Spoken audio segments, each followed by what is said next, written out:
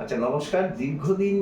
আমি চিকিৎসা সংক্রান্ত হেলথ কেয়ার সার্ভিসের সঙ্গে যুক্ত আছি এবং সেই সুবাদে প্রচুর পেশেন্ট বা রুগীদের সঙ্গে আমার ইন্টারাকশন হয় এবং প্রায় 30 বছর ধরে এই লাইনে আছি এবং তাতে দেখেছি যে বিভিন্ন রকম অসুখে ভোগার জন্য আমাদের যারা রুগীরা আছেন তারা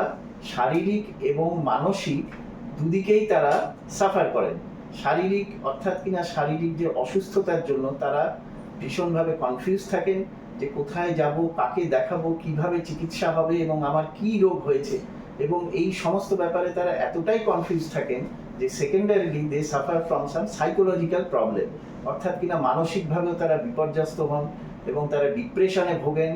তো এই সমস্ত শারীরিক এবং মানসিক এই যে দুই ধরনের অসুস্থতার জন্য তারা যে তাদের যে ভোগান্তি হয় সেখান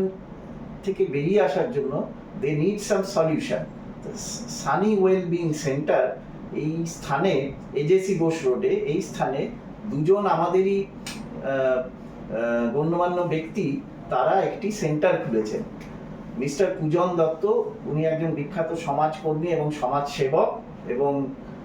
মিস্টার মোহিত রণদীপ, উনি একজন বিখ্যাত সাইকোলজিস্ট, এবং এই দুজনে মিলে রোগী সহায়তা কেন্দ্র একটি স্থাপন করেছেন, যেখানে আমাদের রোগী বন্ধুরা ওখানে গেলে তারা শারীরিক অসুস্থতারও গাইডেন্স পাবেন, বিভিন্ন রকম কনফিউশন এবং তাদের যে বিভিন্ন রকম চিকিৎসা সংক্রান্ত ব্যাপারে যে প্রশ্ন থাকে এবং তারা যে কনফিউজ থাকেন সেটারও সমাধান পাবেন, এবং তার সাথে সাথে তারা মানসিকভাবে তারা যে ভোগেন সেটারও সমাধান পাবেন।